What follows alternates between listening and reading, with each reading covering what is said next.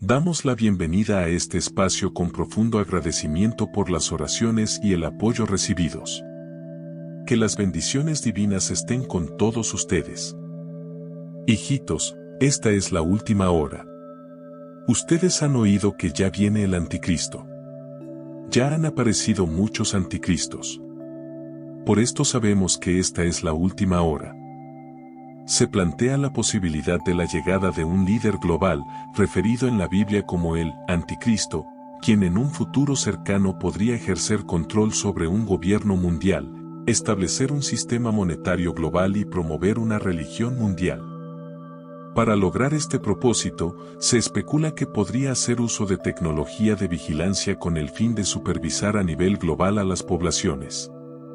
¿Es factible que el anticristo esté ya operando discretamente para llevar a cabo su ambicioso plan de dominación económica y política? Los indicios actuales sugieren que podría estar implementando un sistema tecnológico avanzado como parte de su estrategia para ejercer un control virtualmente absoluto sobre el mundo y sus habitantes.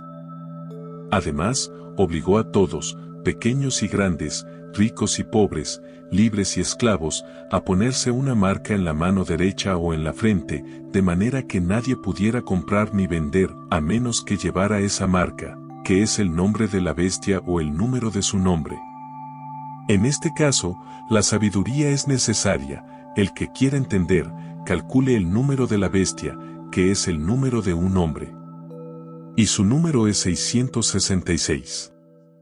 It's official. The world is turning into a science fiction movie, I've got to tell you. Sam Altman is the bloke who created artificial intelligence business OpenAI, which then created ChatGPT, which everybody's talking about, which then Microsoft put $10 billion into.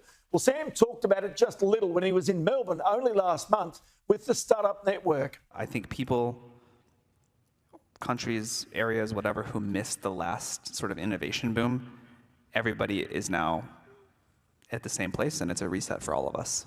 And that's an exciting time. And, I think this is probably maybe the best time to start a startup ever. It's at least the best time to start a startup since the internet. I think this is going to be bigger than mobile and on the order of the internet, maybe bigger than that, we'll see. So Sam, flush with cash and all those ideas, is going for more innovation. It's called WorldCoin, as if the world really needs another cryptocurrency, right? Well, the hook is that you sign up for an ID and you get some WorldCoin by scanning your eyeball, get this, on this device known as an orb.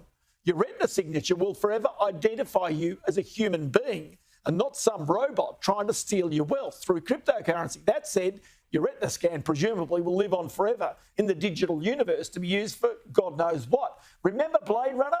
Do you mind if I smoke? It won't affect the test. All right, I'm going to ask you a series of questions.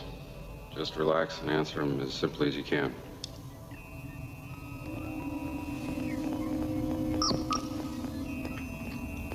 Love that movie, way ahead of its time. Anyway, WorldCoin jumped around on its first day's trading. You can see here is up by more than 15% now, making it worth more than $200 million. And then there's this push towards a solely digital currency that's happening. We saw a step in that direction this week with the ANZ Bank stopping withdrawals of cash in some of their branches. Now, this is a good decision for ANZ, and I expect other banks will follow suit, but it's not a good decision for us. It also suits the government's move to a central bank digital currency. Let me explain how this is going to work. Cash will be phased out. That process is already underway. It's no longer accepted for payment everywhere, and a previous government tried to ban some cash transactions and even cancel the $100 note. Once everyone is used to a purely digital payment means they can simply flick a switch to move the monetary system to the blockchain. You will not even notice this until it actually impacts you. You see, blockchain-based currency is also a programmable currency. Government could theoretically limit your ability to spend your money in any way they want to. And they'd also have total control over your money. So you get a speeding fine. Why wait for the cheque to go? They can take the cash directly from your account. What if you go to a meeting for the wrong political cause? You could have all your money frozen, for example. Maybe you put something on social media that's deemed unacceptable. Well, it could be more than just your Facebook account that's stopped. A central bank digital currency is the ultimate tool of control. No se equivoque al respecto. La moneda digital del Banco Central no es un sistema monetario, sino un sistema de crédito social en el que el gobierno mundial dictará cómo puedes gastar tu dinero. Podemos ver que los cristianos serán perseguidos utilizando este sistema, ya que intentarán forzar a los creyentes en Jesucristo a seguir sus malos caminos. Cuando los cristianos se nieguen, cerrarán sus cuentas de CBDC. Espero que veas cómo entra en juego la marca de la bestia, ya que los cristianos no podrán comprar ni vender. Governments collude with tech giants to censor what you can see and say on the internet. They even want you to have a digital ID. This is kind of like a driver's license for access to the World Wide Web. Are you starting to see a pattern here? Government doesn't really care about you. The politicians care about power, and the bureaucrats behind them, they only care about entrenching that power, no matter who gets elected. Our next story is something straight out of a science fiction film. Sam Altman, the founder of OpenAI, has started a new project which can gift crypto tokens by scanning human beings. You heard that right. The project is called WorldCoin. It aims to provide a unique world ID to humans. That will be done by scanning a human eyeball using WorldCoin's orb. It's a silver ball about the size of a bowling ball. The project has 2 million users from its beta period. With Monday's launch, WorldCoin is now scaling up orbing operations to 35 cities in 20 countries. Other users can secure their tokens by downloading the company's app until they receive access to the orb. Those who sign up in certain countries will also receive WorldCoin's cryptocurrency token, that's the WLD. The cryptocurrency aspect of the World ID is important. That's because cryptocurrency blockchains can store the world IDs to preserve privacy and cannot be controlled or shut down by any single entity. The project believes that world IDs will be necessary in the age of generative AI, which produces remarkably human-like language. The project adds that world IDs could be used to differentiate between real people and AI bots.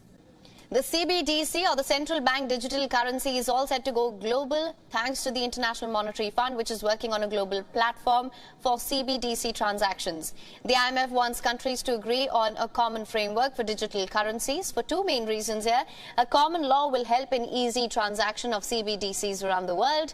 A global framework will keep a check on unregulated cryptocurrencies. Speaking at a banking conference, IMF Managing Director Kristalina Georgieva said that CBDCs could help promote financial inclusion across the world. She said, I'm quoting here, if countries develop CBDCs only for domestic deployment, we are underutilizing their capacity.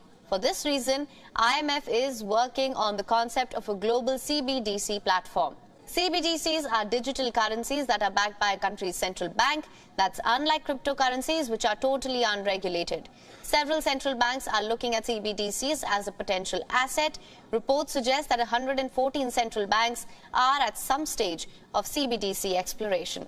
Is digital currency a chip? Many people are wondering how these chips will further evolve, and if that will include them having to implant these chips on themselves to protect their money.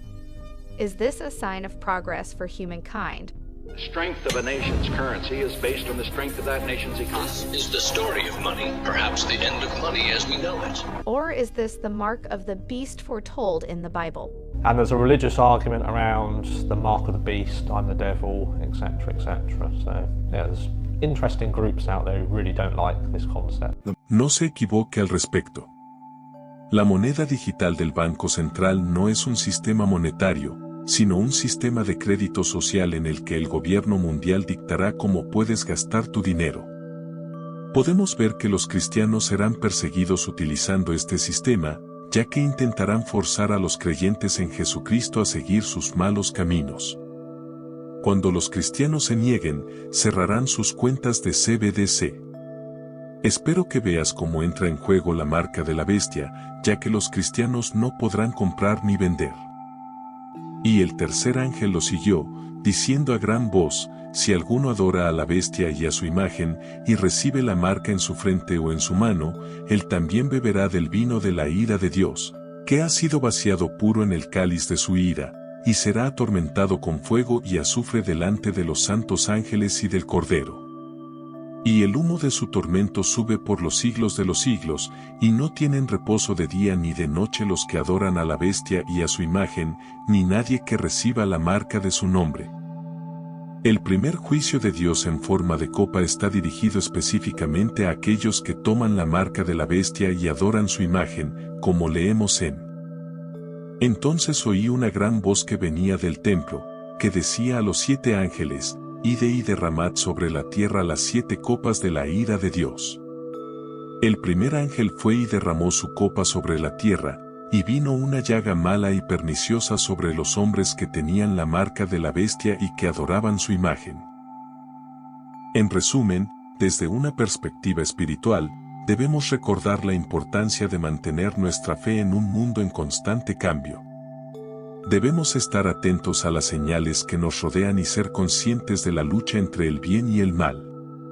Además, debemos usar la tecnología y los sistemas financieros con sabiduría y discernimiento, sin permitir que se conviertan en herramientas de control sobre nuestras vidas.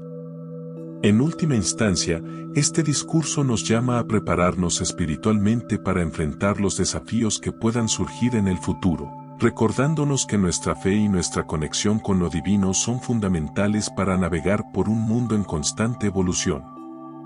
Quiero agradecerles a todos por ser parte de esta increíble aventura en mi canal de YouTube.